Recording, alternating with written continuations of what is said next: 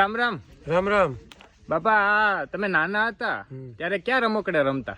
તો એ અમે માટી આ ગારો હોય ને હા ગારાના બરત બનાવતા. હા બરત બનાવતા પછી એમાં અસલના હિંગડા, એની હુંઢું, એના પગું, હા પછી અમે એવું કરતા.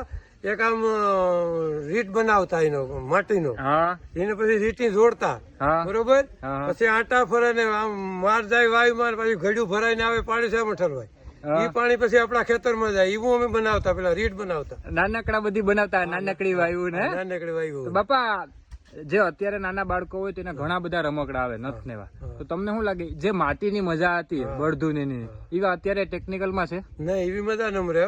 બોલો તો આપડે હાથથી બની જતા. આપડે જોઈ બનાવી લે હિંગડા, અસલ ગોલ હિંગડા, પછી હુંઠું વાળા, પછી રીટે આમ અમારે રીટ કે હા. રીટે હાલતા હોય ટૂંકમાં એ મોજ નથી. એ મોજ અટાણે ના